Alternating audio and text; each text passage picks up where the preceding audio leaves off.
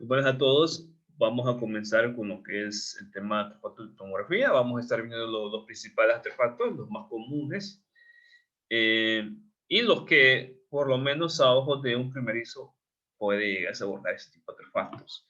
Entonces, vamos a comenzar con uno de los artefactos más comunes, que es el artefacto de movimiento.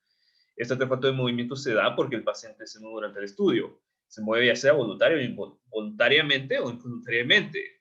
Es decir, digamos que el paciente venga y se haya movido el brazo, se haya movido durante el estudio, ya sea porque el paciente está estresado o porque el paciente no sabía de que se iba a estropear la imagen, suele suceder. O también involuntariamente, digamos que el paciente haya respirado, no haya aguantado las respiraciones durante una tomografía de tórax, o venga el corazón y los latidos del corazón, o venga y por latidos del corazón se da el movimiento, o también ya sea por algún temblor, o inclusive por puro nerviosismo. Todo esto es es la razón por la cual se genera este tipo de artefacto. ¿Qué es lo que vamos a observar? Vamos a estar observando deformidad anatómica. Observen bien esta tomografía de tórax. Observen bien que observa una deformidad anatómica. Vean ustedes aquí en estas secciones, en esta periferia de la imagen, no se logra observar una línea como tal que separe completamente lo que es la espalda del paciente y la camilla, o sea, sino que se ve una serie de líneas intercaladas. Por eso estamos viendo deformidad anatómica. Vamos a estar viendo también borrosidad, y una serie de bandas. También se suelen apreciar una serie de bandas blancas y negras, pero recuerden que es una combinación de borrosidad, deformidad atómica y serie de bandas blancas y negras. Veamos aquí también, estamos viendo el mismo patrón, una deformidad atómica acompañada de borrosidad en esta sección, y el mismo patrón de de bandas negras y blancas. Ven ustedes aquí. Ahora, esta debería ser la zona que se escaneó, así debe observarse, tal y como está aquí, pero como el paciente movió esa parte de su cabeza durante ese momento, entonces vamos a estar observando completamente una deformidad. Vamos ahora aquí en esta imagen, la misma idea. Durante este proceso el paciente se movió.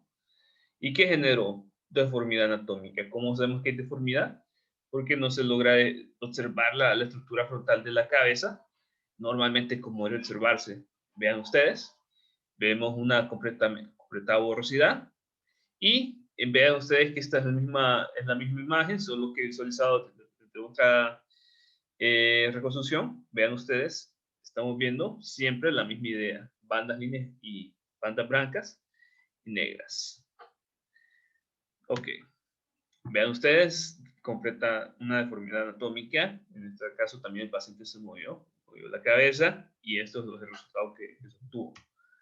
Ahora, ¿cómo podemos solucionar este tipo de casos?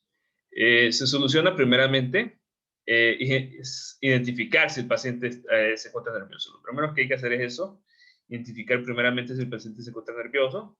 Hay que tranquilizarlo, hay que hablar con él, explicarle, por ejemplo, que el estudio no va a doler, porque hay pacientes que a lo mejor por puro desconocimiento piensan que ese tipo de estudio duele, o piensa que ese tipo de estudio le va a hacer realmente generar daños serios, porque está recibiendo radiación. También explicarle, por ejemplo, sobre todo en los casos pediátricos, por ejemplo, con un niño, hay que hablar con el niño siempre, porque los niños son propensos también a este tipo de artefactos. Eh, eh, También es recomendable, por ejemplo, crear en la sala de tomografía, por ejemplo, si la sala de tomografía se sabe que es un área donde están llegando donde se atienden bastante pacientes pediátricos, entonces se puede recondicionar la sala para pacientes pediátricos. Por ejemplo, se puede decorar, se puede implementar decoración propia para pacientes pediátricos, y todo eso ayuda para tranquilizar un paciente pediátrico. En algunos casos muy extremos, ya lo que se hace es amarrar al paciente literalmente o sedarlo, pero ya son casos extremos, e inclusive han habido casos, por ejemplo, donde se ha tenido que mandar al paciente a una terapia con un psicólogo para que el paciente pueda relajarse durante el estudio, pero ya son casos extremos, pero usualmente la mayoría de los casos se solucionan hablando con el paciente, tranquilizándolo y explicándole brevemente que el estudio no le va a hacer daño y que no hay por qué estresarse. Lo siguiente, la penumbra geométrica. ¿Qué es lo que vamos a estar observando? Una borrosidad completa, así como la que estamos observando en la imagen, completa una borrosidad, completamente borrosa. ¿Qué es lo que pasa entonces? ¿Por qué se produce este tipo de artefacto? Se produce porque fíjense en la geometría del estudio. La geometría del estudio es la siguiente. Tenemos nosotros el tubo de rayos X, tenemos los sistemas de colimadores, aunque aquí, bueno, se peca de que se hace muy bajo, pero igual, siempre se acopla al estudio, siempre se acopla así como debería ser. El sistema, tenemos lo que es el paciente, y sabemos muy bien que una parte de las de rayos X es penumbra. Sabemos muy bien que precisamente la penumbra es justamente en la periferia del haz. Ahora, ¿qué pasa? ¿Qué es lo que pasa? Usualmente esta parte de la penumbra no es una parte de la penumbra que deba recibir el receptor de imagen en conjunto con el paciente. Es decir, que si el equipo está muy bien alineado, esta parte de la penumbra no debería por qué afectar el estudio. ¿Por qué? Primeramente, porque no llega mucha parte de la penumbra al receptor de imagen, y segundo, porque la penumbra no toca mucho al paciente. Ahora, ¿qué pasa? Si el equipo está mal alineado, si hay una mala alineación entre el tubo de rayos X y los detectores, entonces parte de esa penumbra, una muy buena parte de esa penumbra va a estar llegando al paciente, y una muy buena parte de esa penumbra va a estar llegando al receptor de imagen o a los detectores. Y como ustedes saben que la penumbra causa borrosidad, simplemente borrosidad, entonces esa zona del paciente que esté recibiendo la penumbra va a causar borrosidad en la imagen. Ahora, ¿qué pasa? Recuerden que en el estudio de tomografía, este tubo de rayos X está dando vueltas. O sea, no se queda en una sola proyección, sino que está dando vueltas a 360 grados. Entonces, esto hace de que toda la imagen se vea afectada por la penumbra. Y es lo que vamos a estar observando, una borrosidad completa como la que estoy viendo aquí. ¿Cómo se soluciona este tipo de casos?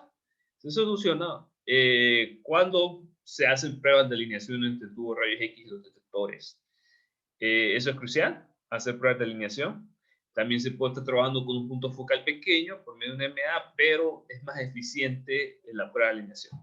Siempre es eficiente la prueba de alineación. Por eso es que es muy importante implementar sistemas de control de calidad en equipos que constantemente hagan pruebas de alineación entre los rayos X y los detectores. Bueno, eso es lo que podemos decir al respecto. Ahora, artefacto de anillo. ¿Qué es lo que vamos a observar nosotros?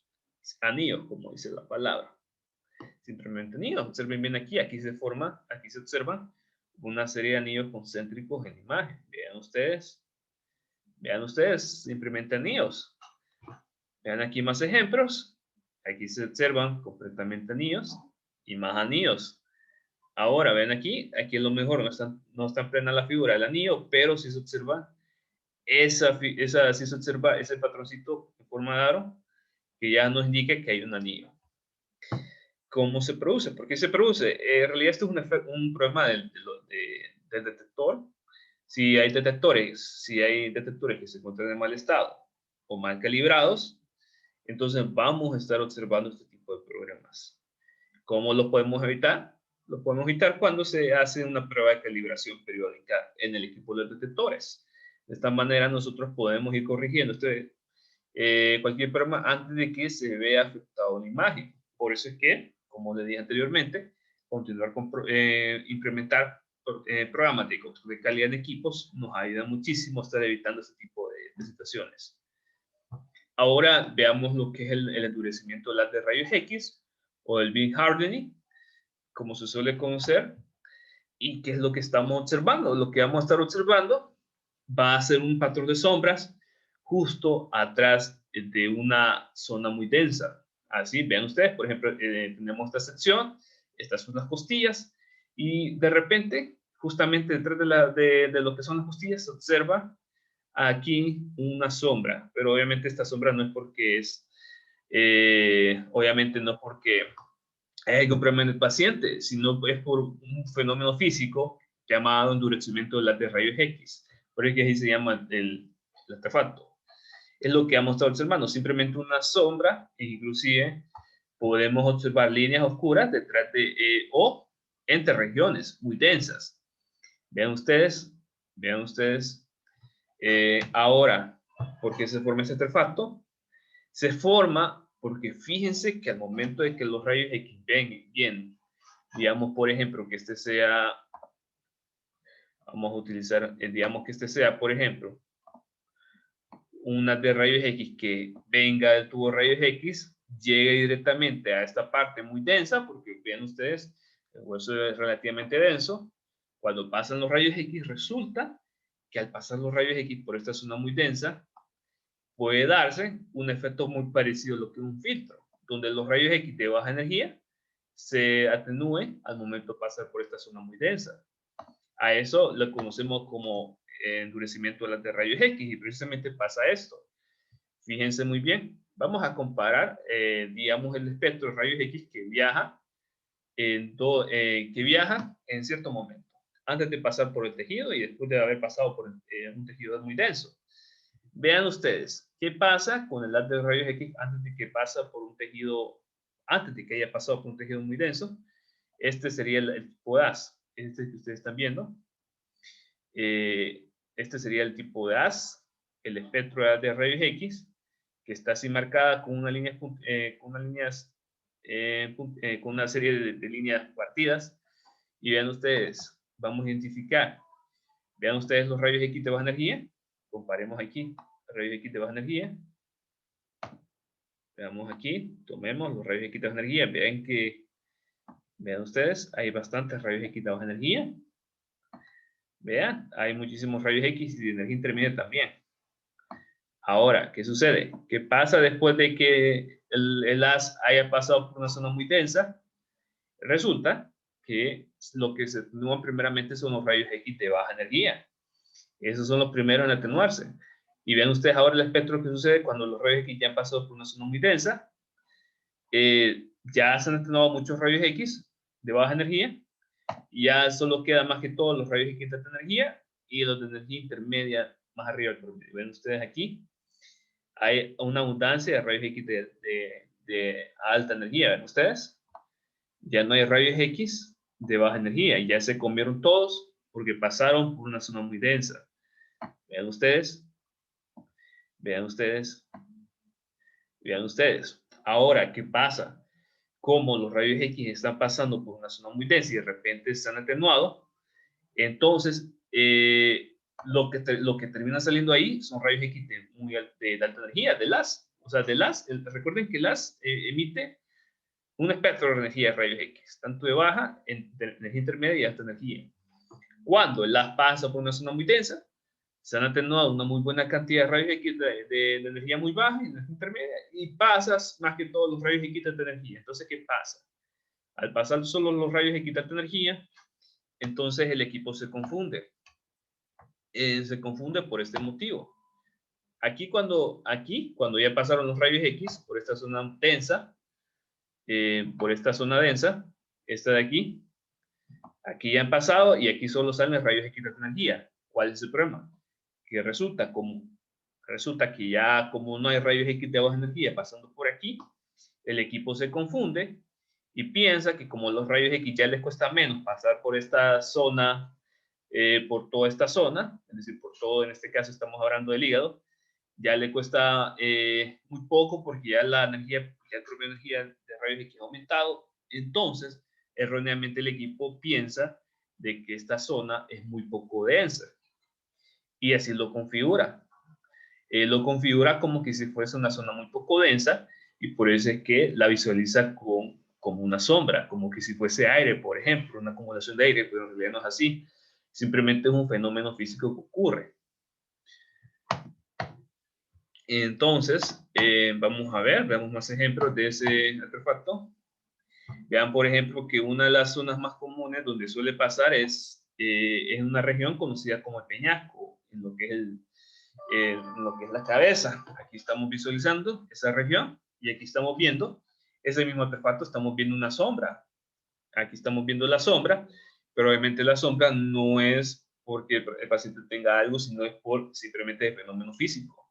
Porque cuando vinieron los rayos X, pasaron por aquí y como se enfrentaron con una región muy densa, pasaron por una zona muy densa, lo que salió de ahí fueron rayos X ya de energía, ya sobre todo de alta energía.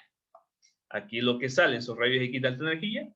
Entonces el equipo piensa que como ya los rayos X le cuesta menos pasar por aquí, porque recuerden que son de más alta energía, entonces erróneamente el equipo piensa que hay una zona muy poco densa, más de lo que debería ser. Entonces por eso es que ustedes van a visualizar una sombra entre estas dos regiones muy densas. Ahora, vean ustedes. ¿Y cómo podemos reducir? Fíjense que lo que se suele hacer es aplicar un filtro especial para reducir este tipo de artefactos. Filtros que pueden reducir este tipo de artefactos de sombra. También lo que utilizan también los equipos de hoy en día es un software especial que permite reconocer este tipo de artefactos. Los permite reconocer y así el equipo no se confunde.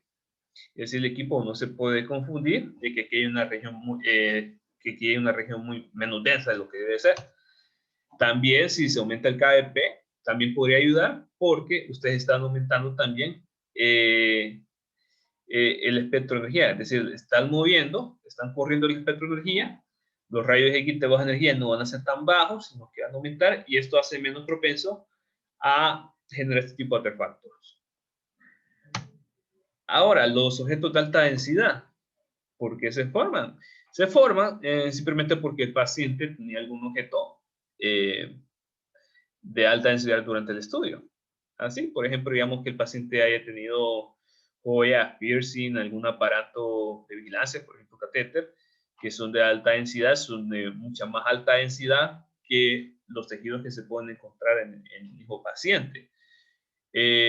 Algún objeto metálico, alguna placa metálica, alguna prótesis dental, todo eso puede suceder, digamos, o también inclusive fragmentos de bala, sobre todo en ciertos pacientes, obviamente que llegan a la sala de tomografía, también sucede. ¿Qué es lo que vamos a estar observando? Simplemente vamos a estar observando un patrón de líneas blancas que empiezan a salir del objeto de alta densidad, como están viendo aquí ustedes. Este era un valecito que se le puso en la espalda. No, perdón. Se le puso, sí, era un valecito que se le puso, sí, en la parte frontal al paciente. Era un valecito que servía como marcador en lo que es para el tratamiento de radioterapia. Entonces, este valecito, que es un objeto de metal, se ve reflejado aquí en la imagen. Entonces, estamos viendo aquí un objeto de alta densidad. Estamos viendo un patrón de líneas blancas que están saliendo del objeto. Bueno, el efecto es parecido como que si fuesen los rayos del sol, donde el sol es el objeto de alta densidad y las líneas blancas es el patrón. Y las líneas blancas son los rayos del sol. Es un mismo efecto. Por ejemplo, vean aquí, este fue al momento de realizar la tomografía en pacientes, resultaba que el paciente tenía una prótesis dental. Entonces nos causó este problema que están viendo aquí, este solo desastre.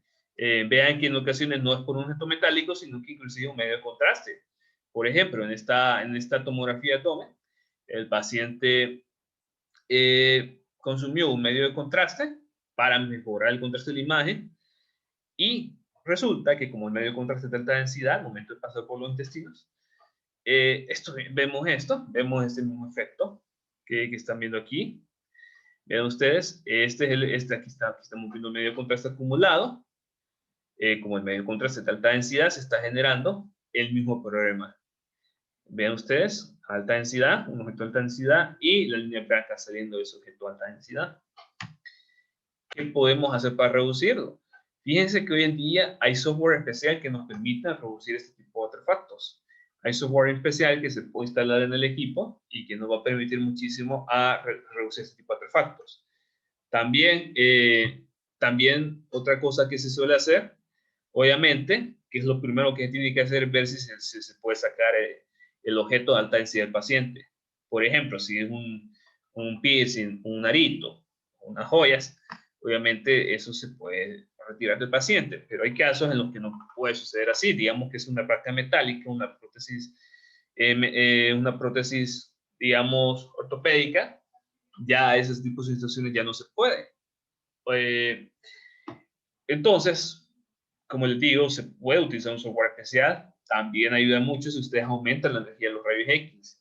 Se ha visto que si se aumenta la energía de los rayos X, este problema va a ser menos frecuente. También, por ejemplo, si se aumenta la cantidad de proyecciones. Es decir, que en vez de realizar, por ejemplo, 1500 proyecciones, realice 2000, 2500 por cada rotación de tus rayos X, entonces va a ser menos propenso que se estén mostrando ese tipo de artefactos.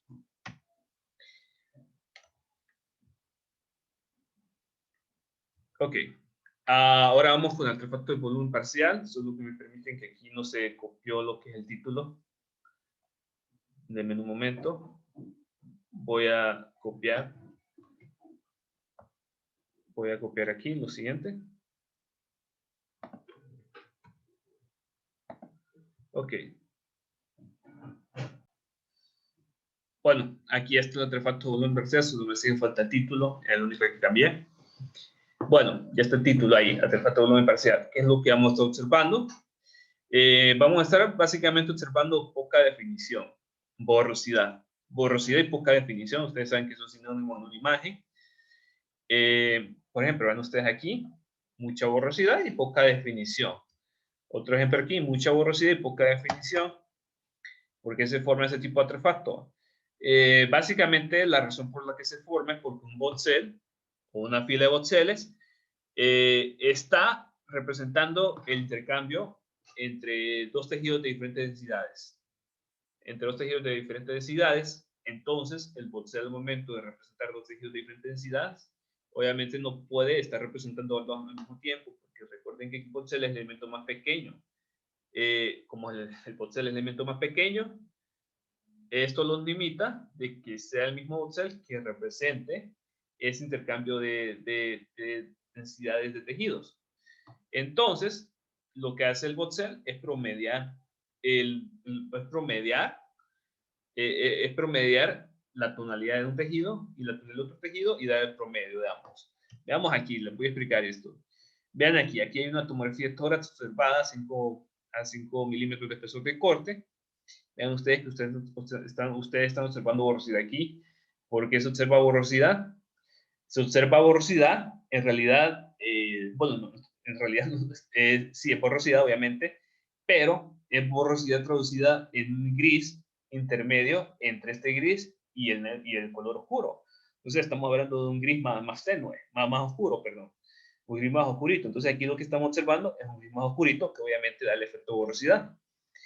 Ahora, ¿por qué se debe seguir oscurito? Porque los bot-cells que están representando esta región, entre esta región anatómica y esta región anatómica, obviamente está representando tejidos de una densidad notablemente diferente.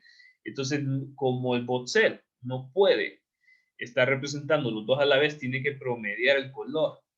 Lo promedia, obviamente, representando un color que esté entre ambos matices, entre un color de esta tonalidad de gris y entre un color y este negro.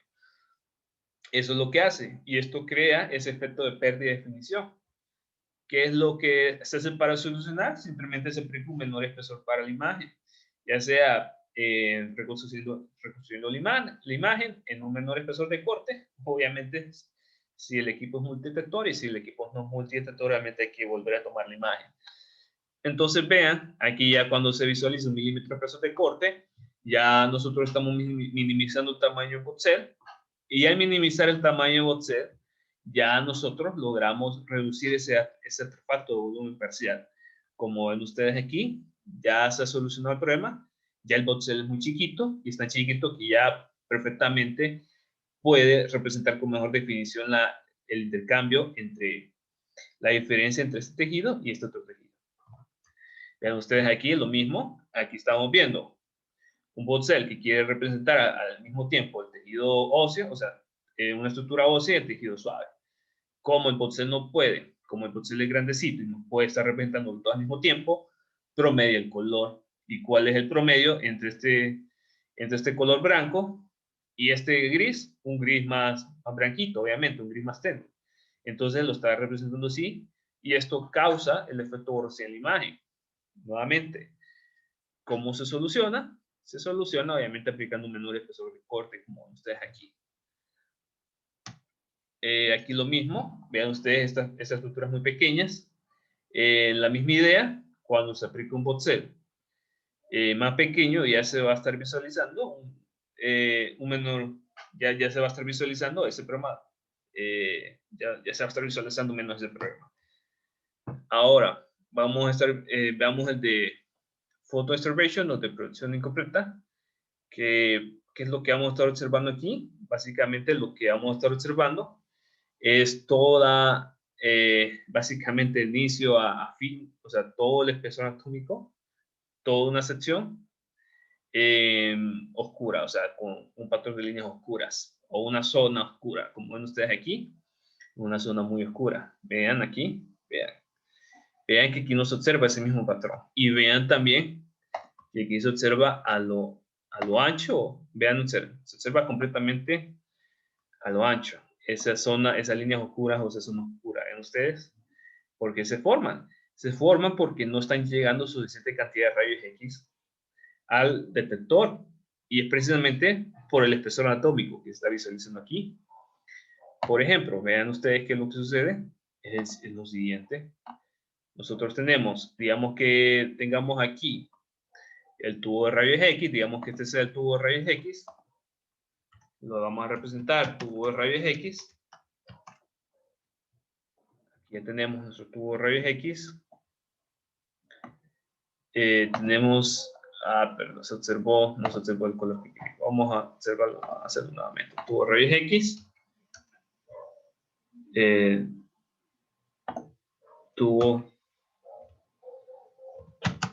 Tubo rayos X. Aquí ya tenemos nuestro tubo rayos X. Y lo vamos a ubicar aquí. Y aquí lo que vamos a tener al otro lado es el detector. El detector como tal. Y aquí tenemos el detector.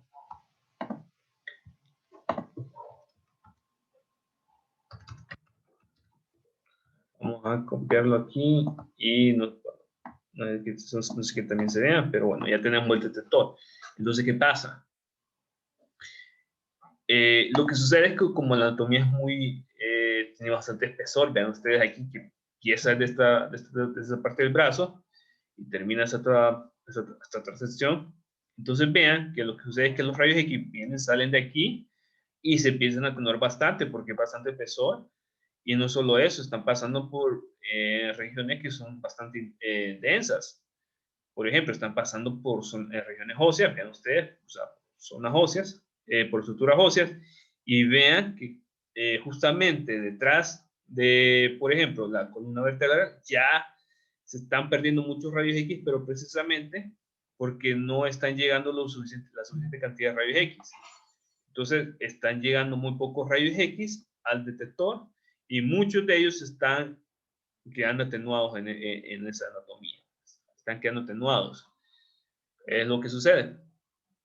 Ahora, ¿cómo podemos? Bueno, veamos aquí otro ejemplo.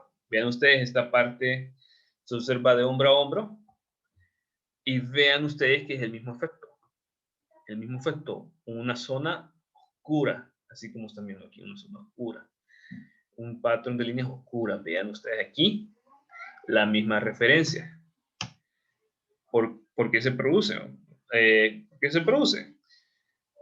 No, mejor, bueno, perdón, ¿cómo se reduce? Se reduce, fíjense muy bien que algunos equipos logran reducir automáticamente este efecto. En sí, la solución está aumentando el MA. Básicamente está aumentando el MA.